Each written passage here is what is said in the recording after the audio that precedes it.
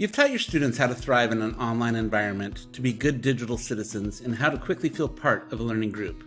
To help prepare students for the 21st century learning, environment is not enough to teach them how to learn in isolation. They will be working in dynamic and flexible teams where collaboration and problem solving is a must.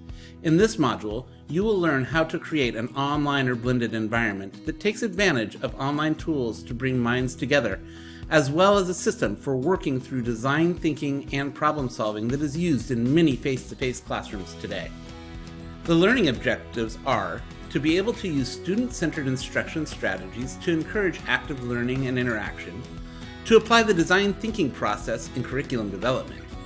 You will be able to identify appropriate levels of Bloom's taxonomy for a variety of Web 2.0 tools. You will select and use a variety of Web 2.0 tools appropriate for higher levels of cognition. You will apply interdependence strategies to collaborate with colleagues on the development of a Web 2.0 presentation.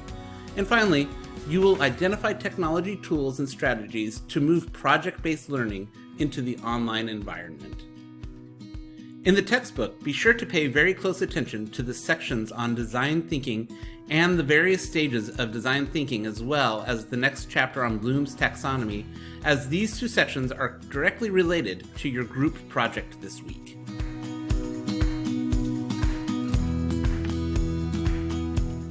And with that, let's go to the Module 5 assignments. Your first assignment is to create a discussion post and then respond to at least 2 of your peers. You will be utilizing Padlet to submit your unique discussion posts this week. Please note that you will need to log in to Padlet in order to post.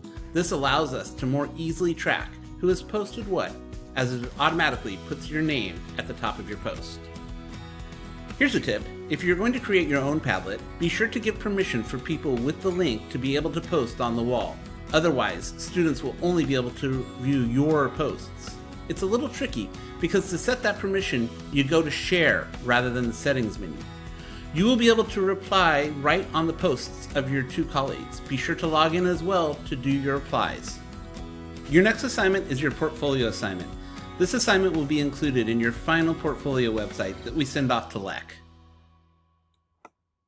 This week's assignment takes some coordination between you and your assigned partners. Be sure to determine the best way to meet. If you cannot meet in person, we recommend some kind of video conferencing application. Google Meet Hangouts is a relatively simple way of meeting, and usually there is one person in the group who knows how to set this up. However, if needed, you can always Google it. There are lots of videos out there that tell exactly how to set up a Google Meet conference. This is a good skill to have, as online conferencing might be the best way to touch base with some students. If you have any trouble reaching someone on your team, reach out to your instructor immediately for support. For this project, you will work as a group to create a design thinking challenge that could be presented to students. Your presentation should show each stage of the design thinking process that students would need to work through. It should also show how a unique Web 2.0 tool could be used for students to collaborate and work through each unique stage of the design thinking process. Your presentation will need to be cohesive and flow from beginning to end as one lesson. Along with these requirements, you will also need to add slides for each stage that explain the level of Bloom's taxonomy associated with the assigned tool and the standards that align with the activities on that stage. Another tip, spend time looking at the example presentations with your partners. First, determine the design challenge. What tasks need to be accomplished at each stage? What tool makes the most sense for that stage? Do not use the same tool twice. And then you can assign people to each stage to fill in the details, the standards, Bloom's taxonomy level, and to create a mock student work sample for each stage. You can break that work up any way you like. Work with your team to create a cohesive presentation theme, or look and feel to your presentation. Each step of the design challenge should build on the previous step.